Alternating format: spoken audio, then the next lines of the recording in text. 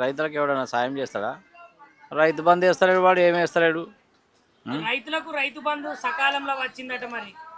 వీని ధరనా? ఆ, వీని ధర సకాలం రాలే, ఏం రాలే. ఆ. ఆ, మరి రైతు ఎందుకు బంధు రైతులందరూ మంచిగానే ఉంటారట, రాజులనే అయినరట కదా. మంచిగా ఉండకపోతే వాని దగ్గర బిచ్చమెత్తుకుంటామా మేము?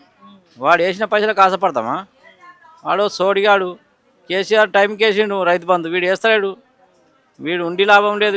వీడు రేవంత్ రెడ్డి గారు దొంగ మాటలు చెప్పి వీడు ముఖ్యమంత్రి అయ్యిండు.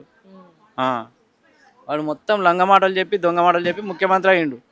వాడు దోపిడీదారుడు అయిపోయాడు మొత్తం. వాడు దోసుకుంటుండు. రైతులకు ఏం సాయం చేస్తున్నాడు?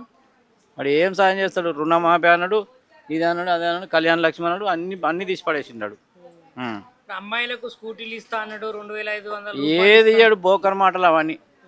బోకర్ మాటలు. గ్యారడేషన్ వేసిండాడు, అయిపోయింది. మరి ఇప్పుడు ఈ 2.5 సంవత్సరాలు ఆయన జనాలకి ఏం చేయలేదంట. ఏం చేసిండాడు? ఏం చేయలే. వాడు ఉరగబెట్టింది ఏం లేదాడు. ఊరికో 5-6 మందికి డబుల్ బెడ్రూమ్లు ఇచ్చిండు.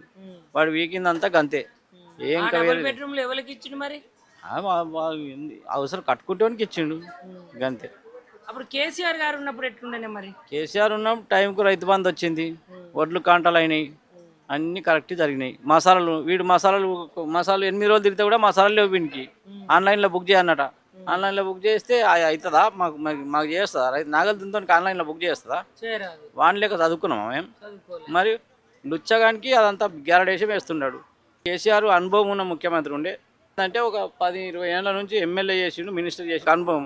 ఈ సోడిగాడు ఏంటంటే డైరెక్ట్ గద్దెక్కిన కాబట్టి వీనికి అనుభవం లేదు. రైతులకు ఎంత మసాలా పడుతుంది, ఎంత పెట్టుబడి, ఏమి పడుతుంది అనేది అనుభవంతో తెచ్చిపెట్టుకోవాలి వాడు. నాది కాదు ఇదంతా కేంద్రం దాన్ని వీడు దాటేస్తున్న మాటలు.